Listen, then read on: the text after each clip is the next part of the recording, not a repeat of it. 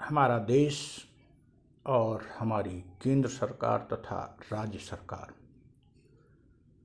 शिक्षा के संदर्भ में पूरी तरह से दिग्भ्रमित है।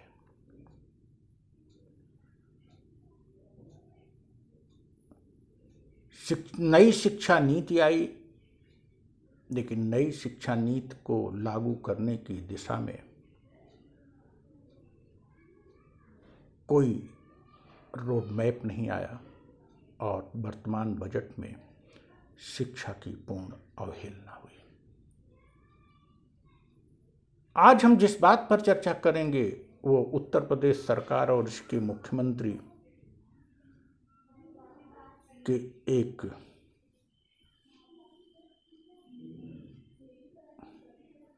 ब्यूरोक्रेटिक सोच की बात करते हैं। यह मुख्यमंत्री ब्यूरोक्रेसी से किस तरह से प्रभावित है और गाइडेड है, इसका ताजा उदाहरण कल बसंत पंचमी के दिन जो उन्होंने कोचिंग चलाने का निर्णय लिया।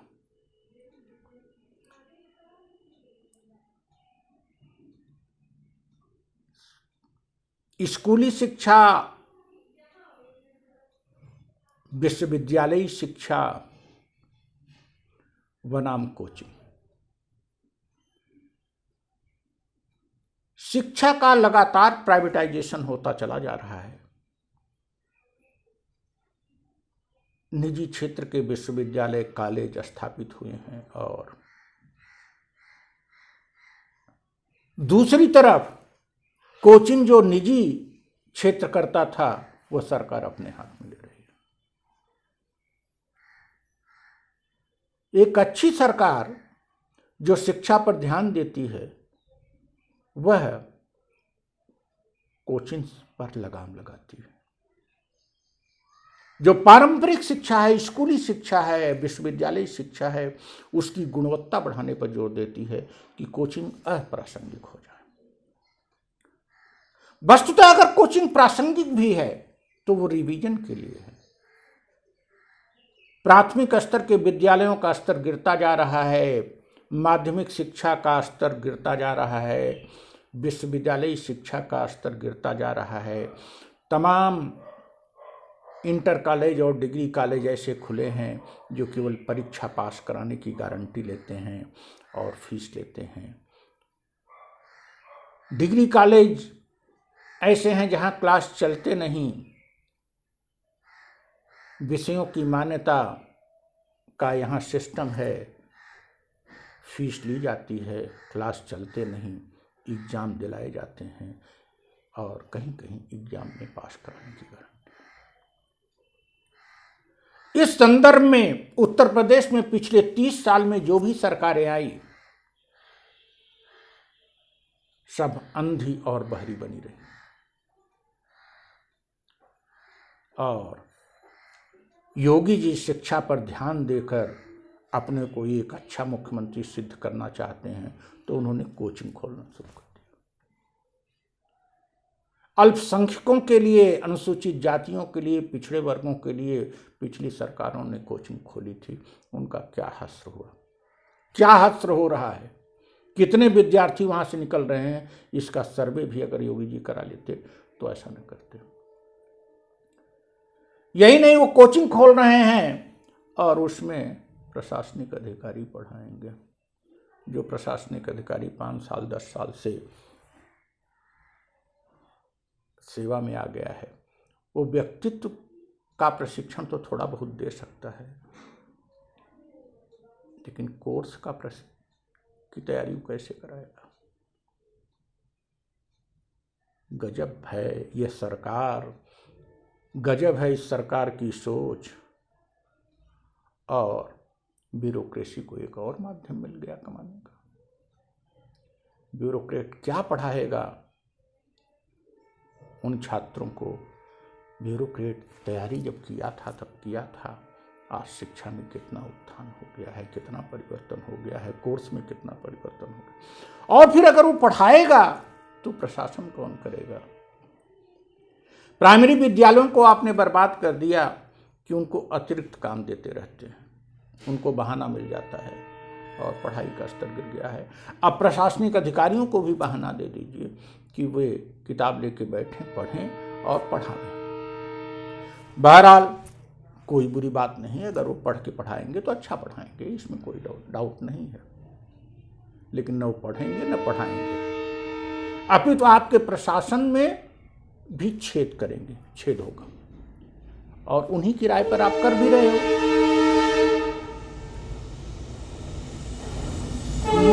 मुख्यमंत्री जी, आप कैसे भूल गए कि आप जब मठ के मालिक थे और ब्यूरोक्रेसी कैसा आपसे व्यवहार करती थी, तब आपको किसी अन्य बहाने से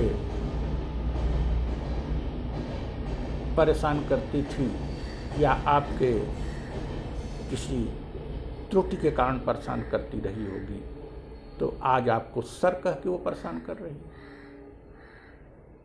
आज वो सर कह देती होगी और राय दे देती होगी। आपके मंत्री से तो आप लोग राय लेते नहीं, न प्रधानमंत्री न आप शिक्षा शास्त्रियों से तो राय लेते नहीं, न तो आप न तो प्रधानमंत्री, विशेषज्ञों से आप राय लेते नहीं। चलिए साहब, आप कोचिंग चलाइए